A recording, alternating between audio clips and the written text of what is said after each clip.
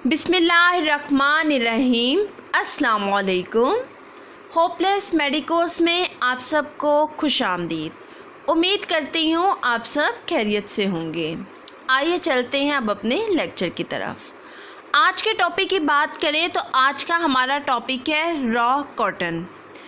इसका सिनोनिम है, इसको रॉ कॉटन भी कहा जाता है, कॉटन वूल भी कहते हैं और एब्जॉर्बेंट कॉटन भी कहा जाता है। बायोलॉजिकल सोर्स की बात करें तो इसमें हम गोसिपियम हर्बेसियम और गोसिपियम बार्बाडेंस के सीड्स के एपिडर्मल हेयर्स को यूज़ करते हैं। फैमिली की बात करें तो ये किस फैमिली से बिलोंग करता है? मालवेसी फैमिली से। हैबिट की बात करें तो इसकी हैबिट आपके पास श्रब या स्मॉल ट्रीज़ हैं।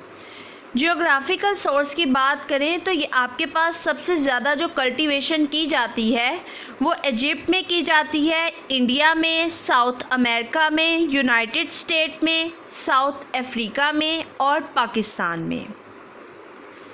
पार्ट यूज़, हम कौन सा पार्ट यूज़ करते हैं? इसमें आपके पास 5 सेल्ड कैप्सूल होता है। उस कैप्सूल के अंदर आपको बहुत से सीड्स नज़र आते हैं। अब इसकी प्रेपरेशन कैसे होती है? प्रेपरेशन की बात करें तो आपके पास जो प्लांट है उसके श्रब्स और स्मॉल ट्रीज़ को यूज़ करते हैं हम, ठीक है। वो कंसिस्ट करते हैं 3 to 5 सेल्ड कैप्सूल्स पे और इन कैप्सूल्स में आपको नज़र आते हैं बहुत से सीड्स। अब क्या होता है, जब ये कैप्सूल्स राइप कर जाते हैं, इनकी राइपनिंग हो जाती है तो ये ओपन हो जाते हैं। राइपनिंग के बाद आपको ये ओपन हो जाएंगे और इसमें आपको नज़र आएंगे, एक मैस नज़र आएगा वाइट हेयर्स का जो अटैच होगा ब्राउनिश सीड्स के साथ, आपको नज़र आएंगे। फिर क्या होता है, अब आपको ये सारा आपका प्रोसेस कंप्लीट हो गया, इसकी राइपनिंग हो गई। अब हमने कॉटन फैब्रिक की प्रेपरेशन करनी है, वो हम कैसे करेंगे? हमने कॉटन फैब्रिक्स को कलेक्ट कर लिया।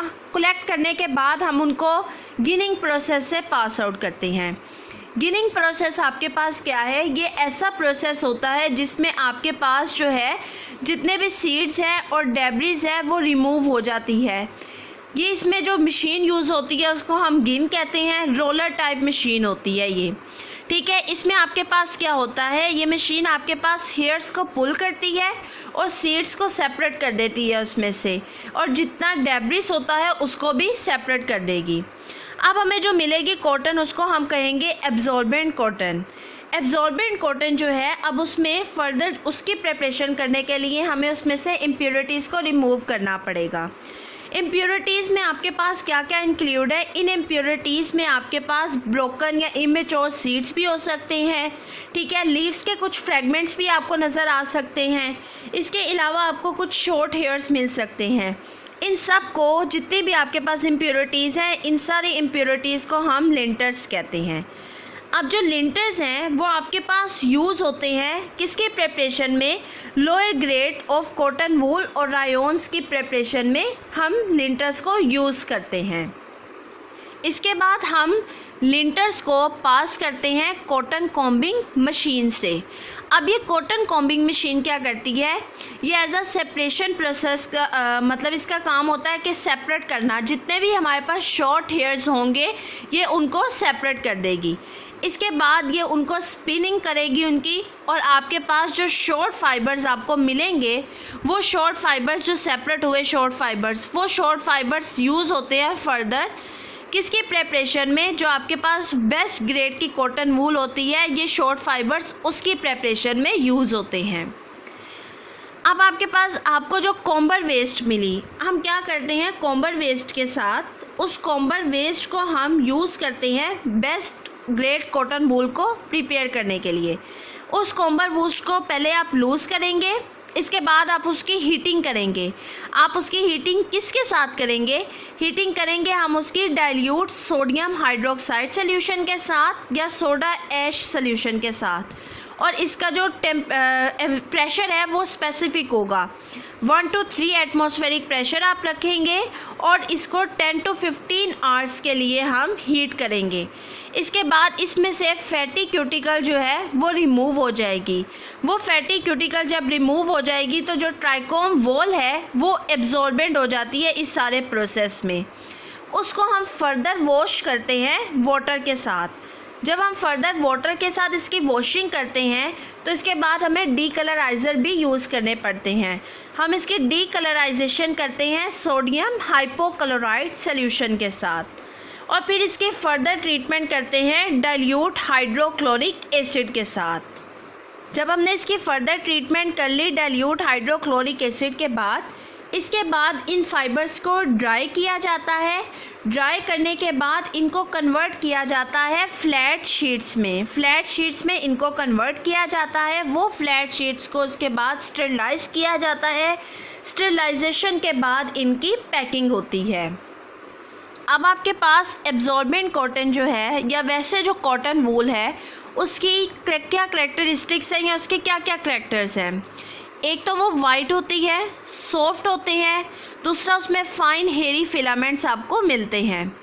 अगर हम माइक्रोस्कोपिकली देखें तो ये आपके पास यूनिसेलुलर हेयर होंगे जिनके लेंथ जो है वो 2.5 to 5 सेंटीमीटर लेंथ होती है और 9 to 24 माइक्रोमीटर इनका डायामीटर होता है।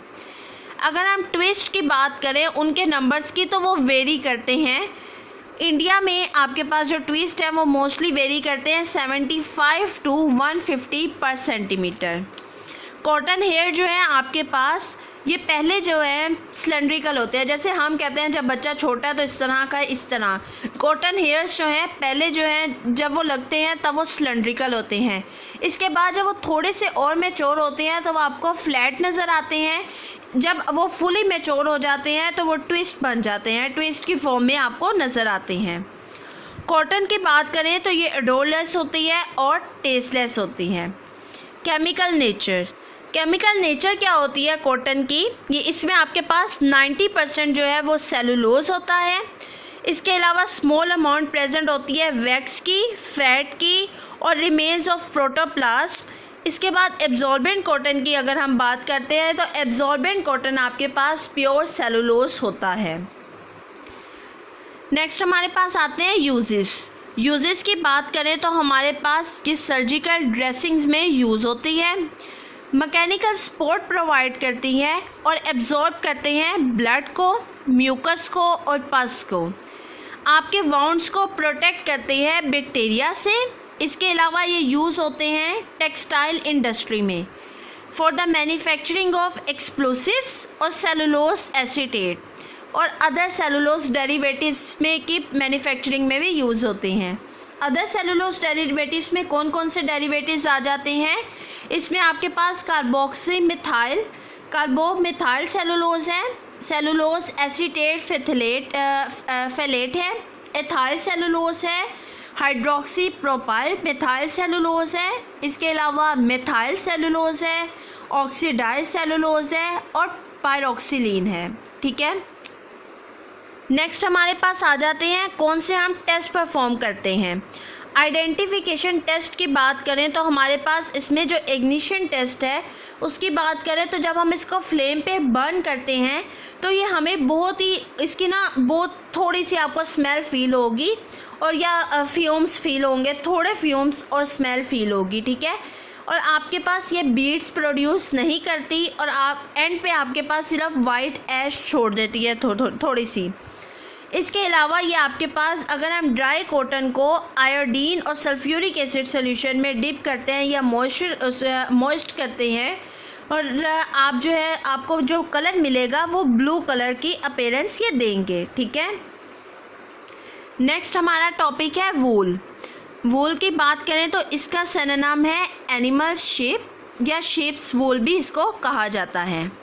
बायोलॉजिकल सोर्स की बात करें तो बायोलॉजिकल सोर्स में आपके पास इसको हम ऑब्टेन करते हैं प्रोटेक्टिव कवरिंग से एनिमल की या फ्लीस ऑफ शिप से। ठीक है, फैमिली की बात करें तो बोविडी फैमिली है इसकी।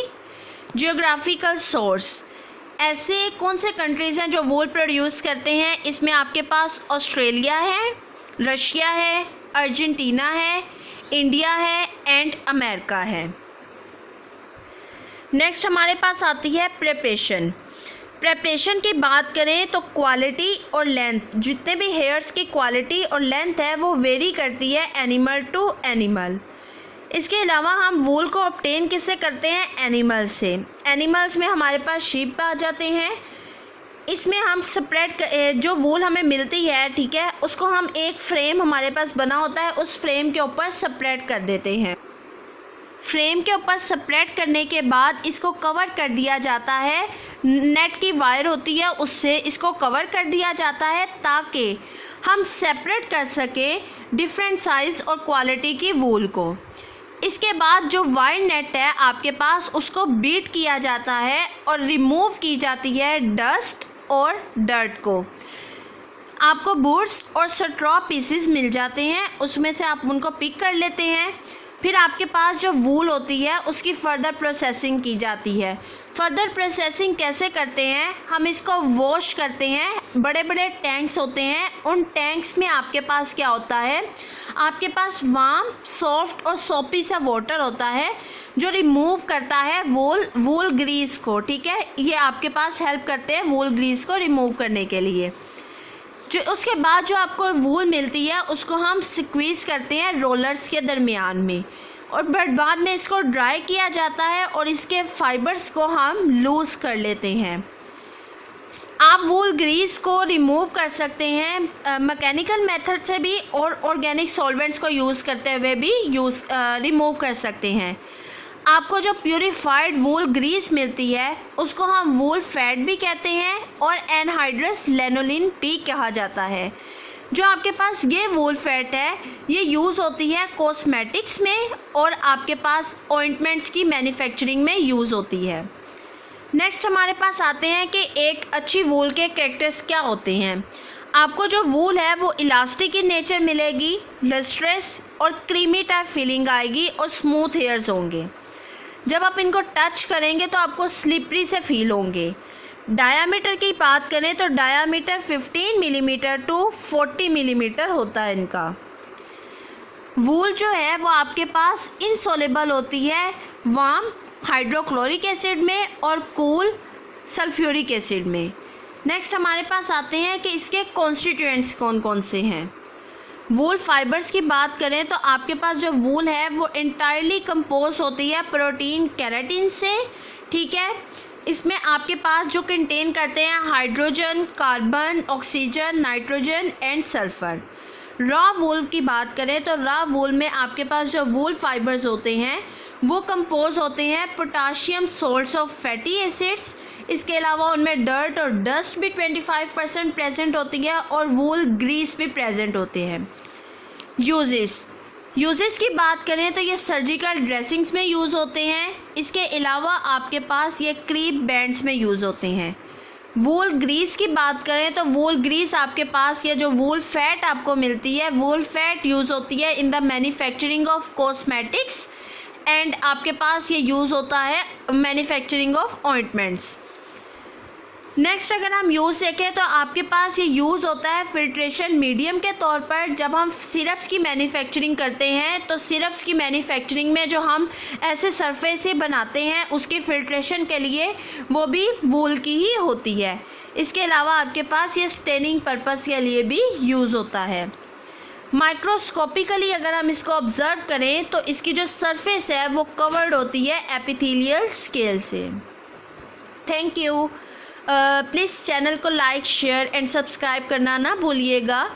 और अगर आपका कोई भी क्वेश्चन है या आपकी कोई भी सजेशन है then comment below. Thank you so much. अल्लाह हाफिज़।